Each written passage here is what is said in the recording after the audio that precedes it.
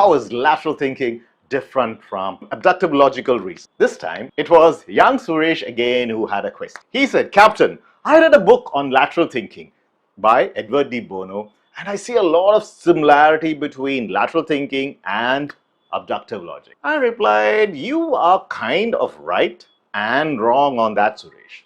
Let me explain. Lateral thinking and abductive logical reasoning are both cognitive processes that involve problem solving, but they differ in their approaches and the underlying principles. Come, let's investigate. It's right.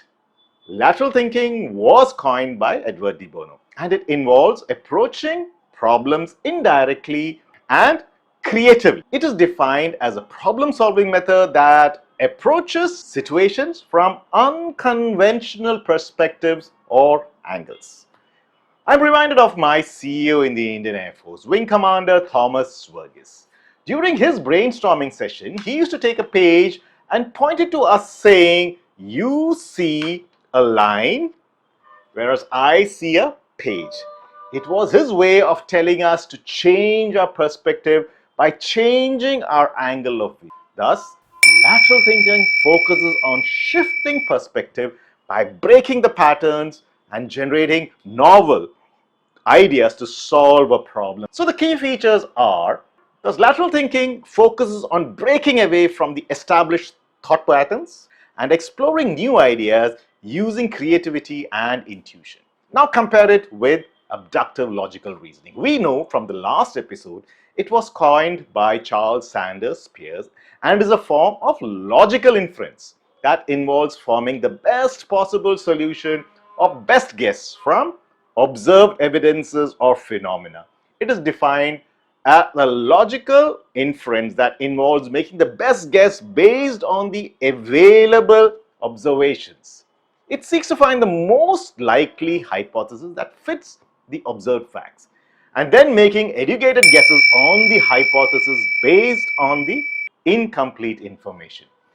This process is used in scientific inquiry, detective work, and problem solving, especially where there is uncertainty or ambiguity in the available information. Thus, abductive logical reasoning, like lateral thinking, doesn't necessarily lead to certain conclusions. Rather, it suggests the most possible solution given the information available.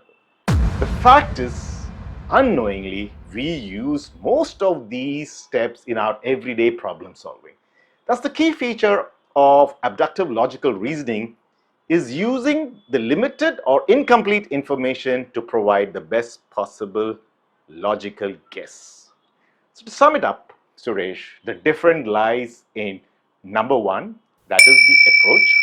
Lateral thinking involves more creative and divergent approach, while abductive logic is more convergent to find the best explanation based on the existing evidence. Number two, focus. Lateral thinking focuses on breaking patterns and thinking innovatively, whereas abductive reasoning focuses on finding the most likely explanation or hypothesis with available information. Number three, lateral thinking leads to multiple possible solutions, and there may be no certainty of correct answer.